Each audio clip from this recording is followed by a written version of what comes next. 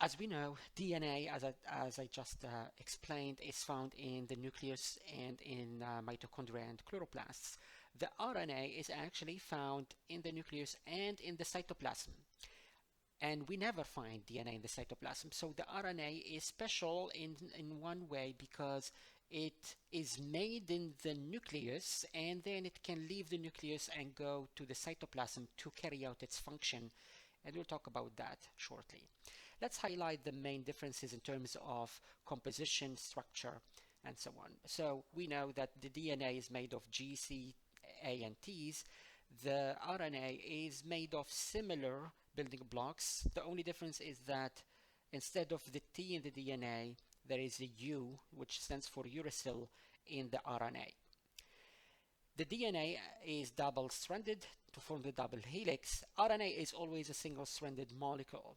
And this single-stranded molecule can fold on itself, as you see it here, to form a 3D structure. The DNA doesn't do that. The DNA remains always long and linear because of the double strands and the helical structure. The same complementarity that exists in the DNA molecules between the complementary bases of the two strands, this rule also applies in the RNA, with the exception that the A pairs with the U and not the T, because the RNA doesn't have a T. So we have G pairing with the C and the A pairing with the U, and this allows the 3D structure to get formed. The DNA has one particular function, which is it stores the genetic information. However, as we'll come to understand, the RNA has different types of functions, so various functions. It's a structure component, i.e. it helps building things inside the cell, big machineries like the ribosome, which makes proteins. It serves functions like being a messenger and carrier and other functions inside the cell. So it's, as I'm saying here, big difference in terms of functions between the two types of molecules. So the DNA is made in the cell by a process called duplication. And duplication makes DNA from DNA. However, RNA is made from DNA by a process called transcription, where DNA is basically copied, not to make DNA, but to make RNA. Let's understand a bit deeper these two processes of replication and transcription. We'll come to understand that they rely on the main rule of complementarity between nucleotides. However, there is simple differences between the two processes. Replication takes place in the nucleus, where the DNA resides, and it happens when the two complementary strands of one long molecule of DNA called a chromatid, the two strands are separated from each other, and each one of them is used as a template to synthesize, to generate a new complementary strand for it.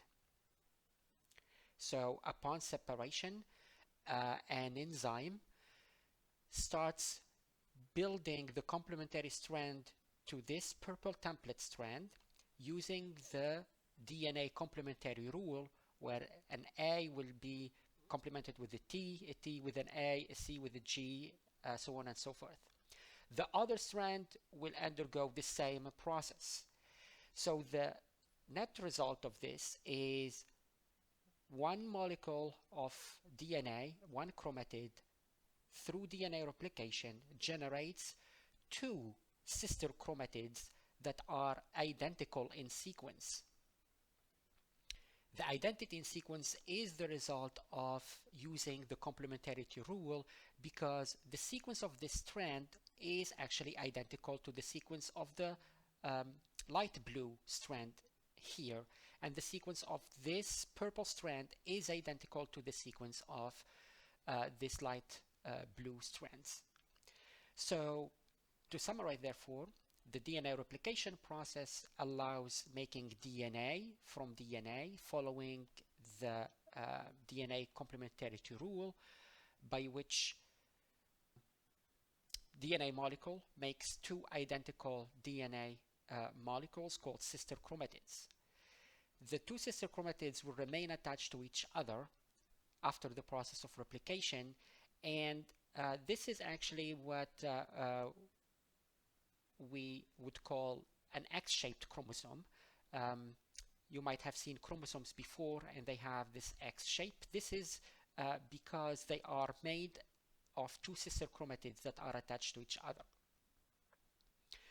The process of DNA replication takes place in cells right before the cell divides. And you can see here we start with the mother cell, and it has four chromatids. These are single chromatids. After DNA replication, each of these chromatids now has been replicated, and we end up with two sister chromatids for each one of them. And you can see we have 4 axes here because of the formation of 4 chromosomes through the DNA replication process. After the cell division, each of the daughter cells will actually inherit one of the sister chromatids, and this is why the daughter cells have identical genetic information. The process of transcription similarly takes place in the nucleus because this is where DNA is. However, the process of transcription happens when a portion of the double-stranded DNA template opens up and only one strand is being read by an enzyme and is being copied through the complementarity rule to make an RNA molecule. So while the complementarity rule is still used in transcription, we need to keep in mind that to make RNA, we cannot use a T. So a U will be used to complement the A on the DNA template.